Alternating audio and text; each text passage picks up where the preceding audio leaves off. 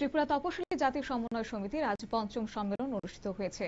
আগরতলার ভানু ঘোষ স্মৃতি ভবনে আয়োজিত সম্মেলনের উদ্বোধন করেন সংগঠনের রাজ্য কমিটির সভাপতি রতন ভৌমিক। সম্মেলনের প্রধান বক্তা হিসেবে এদিন উপস্থিত ছিলেন সংগঠনের রাজ্য সম্পাদক সুধন দাস। এছাড়াও আলোচনা করেছেন সিপিএম ডুকলি মহকুমা কমিটির সম্পাদক সমর চক্রবর্তী সহ অন্যান্যরা। কি রয়েছে বিস্তারিত শুনুন।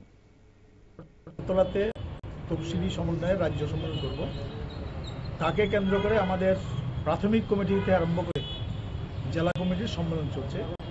ইতিমধ্যে বেশিরভাগ হয়ে গেছে। অঙ্গ সংগঠনের সম্মেলন ডিসেম্বর মাসে রাজ্য সম্মেলন হবে। আমাদের এই সম্মেলনগুলিতে মূলত আমরা সংগঠনকে সংগত করার উদ্যোগ নিয়েছি, তাতে ব্যাপক সাড়া আমরা পাচ্ছি।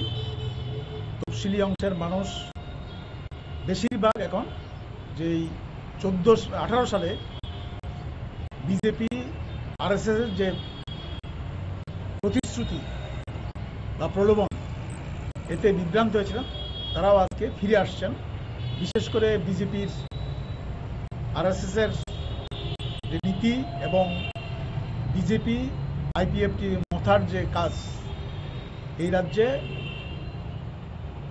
বলা যায় বামফ্রন্ট সরকারের সময় যে অর্জিত অধিকারগুলি তফসিলি সংগঠন সহ অন্য মানুষের এগুলি সেই বার্তাই আমরা দিতে চাই। অবশ্যই দিন সংগঠনের পক্ষ থেকে প্রতিবেদনের উপর মহকুমার প্রতিটি অঞ্চল থেকে প্রতিনিধিরা আলোচনা করেছেন। সম্মেলন থেকে 66 জনকে নিয়ে নতুনভাবে মহকুমা কমিটি গঠন করা হয়। কমিটির সম্পাদক এবং সভাপতি হিসেবে পুনরায় নির্বাচিত হয়েছেন শঙ্কর সরকার এবং জহর দাস। নিয়ে নিচ্ছি ছোট্ট একটি বিজ্ঞাপন বিরতির সঙ্গে থাকুন।